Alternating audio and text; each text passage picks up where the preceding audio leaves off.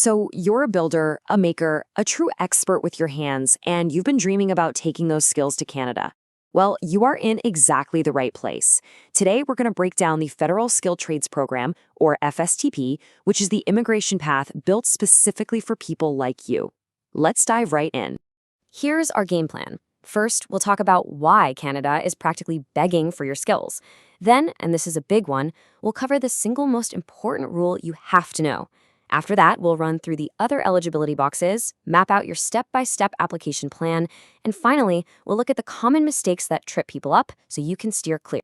So, first things first, why does this program even exist? Well, it's pretty simple actually. Canada has a massive labor shortage, and it desperately needs your hands-on skills to keep the country running and growing. Now, here's what's so different about this. Most immigration streams, they're all about university degrees and white-collar jobs. But this program, it values what you do on the job site, in the workshop, or in a commercial kitchen. It's a huge deal because it recognizes that your technical skill is absolutely essential, and that gives you a unique and really powerful advantage. And if you want proof, just look at the numbers. This chart shows the score you need, it's called a CRS score, to get an invitation. Now, in the general draws for everybody else, you might need a score way up over 500. But look at the trades-specific draws. The bar is so much lower, often hanging around 380 to 450. This isn't just talk. Canada is actively making it easier for you to get in. That is a huge advantage, for sure. But it comes with one condition you absolutely cannot ignore. Seriously, this is the most critical piece of info in this entire explainer. It's the one rule that determines if you can even get your foot in the door. So what is it? What's this one thing that stops so many promising applications dead in their tracks before they even get off the ground? It all boils down to this, the gatekeeper rule.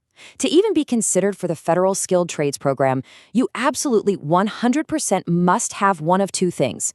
Either a valid one-year job offer from a Canadian employer or a certificate of qualification from a Canadian province. If you don't have one of these two, you can't apply. It is that simple. No exceptions. So let's break that down. You've got two lanes to choose from. Path A is all about getting that job offer. It has to be full-time for at least a year and backed by something called an LMIA, which is basically just a document that proves a Canadian company really needs you. Path B is where you go get your skills officially certified by a Canadian province. Your entire journey starts right here, by choosing which of these two paths you're going to take.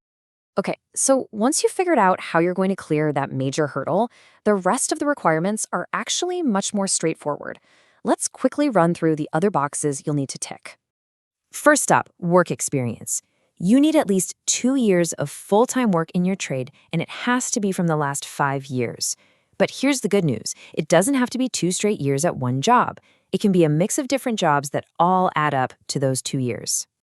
Second is your language skills. And this is another spot where the program is tailored for you. The requirement is intentionally lower than other programs. You need a Canadian language benchmark, or CLB, of 5 for speaking and listening, and just a CLB 4 for reading and writing. It's pretty manageable. And of course, your trade actually needs to be on the eligible list. The good news is it covers a huge range of jobs.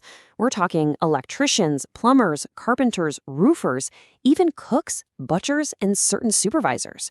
You'll definitely want to check the official government website to make sure your specific job is on there.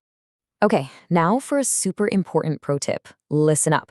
While this program doesn't have a mandatory education requirement, you should absolutely get any foreign trade school diplomas you have assessed. It's called an ECA. Why? Simple. Points. Without it, you get 0 points for education in the ranking system.